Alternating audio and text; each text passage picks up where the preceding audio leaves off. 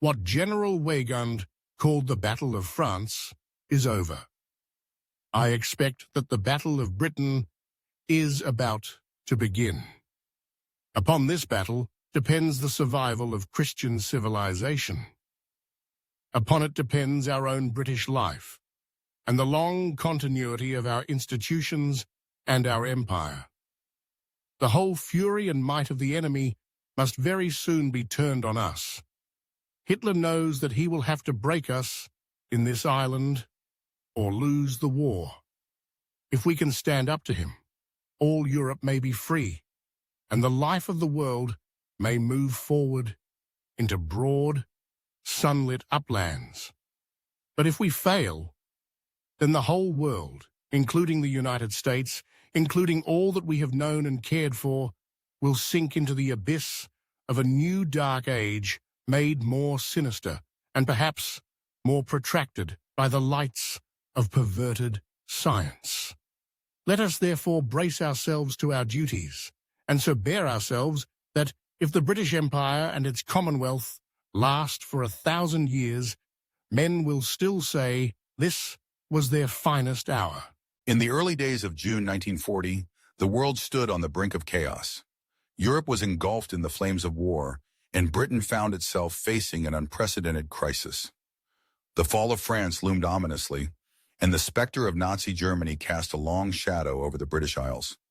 It was against this backdrop of despair and uncertainty that Winston Churchill delivered one of his most iconic speeches, known as the Darkest Hour speech, on June 4, 1940. Churchill had just returned from a harrowing trip to France, where he witnessed firsthand the disarray and desperation of British and Allied forces.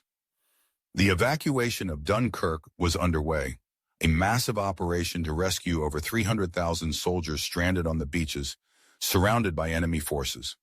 The situation was dire. The German army was advancing rapidly, and the British government faced the grim reality that defeat was not just possible but increasingly likely. In this moment of crisis, Churchill understood that the nation needed more than just a plan for survival. It needed hope, resolve, and a rallying cry that would resonate in the hearts of its people. On that fateful day in the House of Commons, Churchill stood before his fellow parliamentarians, his voice steady yet charged with emotion. He spoke not merely of the military situation, but of the very essence of British spirit. He invoked the imagery of struggle and sacrifice, emphasizing that the nation was at a crossroads. He painted a vivid picture of the challenges ahead, declaring that the British people would fight on the beaches, on the landing grounds, in the fields and in the streets, and in the hills. His words were a clarion call to arms, a reminder that resilience and courage were the bedrock of the British identity. Key themes permeated Churchill's address. The notion of unity emerged as a central pillar. He urged the nation to come together, to cast aside divisions, and to face the enemy as one. The speech was imbued with a sense of urgency, yet it was also a testament to the indomitable spirit of the British people. Churchill's rhetoric stirred emotions deeply, reminding listeners of their shared history and the sacrifices made by previous generations. He evoked the idea of fighting not just for survival, but for the values of freedom and democracy that were under siege. The emotional impact of the speech was profound. It resonated with a populace that had been gripped by fear and uncertainty. As Churchill's words echoed through the airwaves, they ignited a flicker of hope in the hearts of many. People across the nation gathered around their radios, hanging on every word, feeling a surge of pride and determination.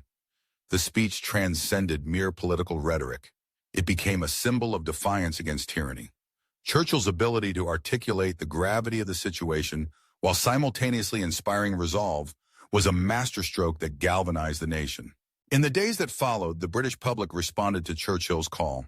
The Dunkirk evacuation, despite its chaos, became a symbol of resilience, and the phrase Dunkirk spirit entered the national lexicon. Communities rallied together, organizing support for the troops and contributing to the war effort in any way they could. The speech not only provided a moment of clarity in a time of confusion, but also solidified Churchill's role as a leader who understood the pulse of the nation. As the war raged on, Churchill's Darkest Hour speech would be remembered as a pivotal moment in British history. It marked the transition from despair to determination, from uncertainty to resolve. In the face of overwhelming odds, Churchill's words became a beacon of hope, a reminder that even in the darkest of times, the human spirit could shine brightly.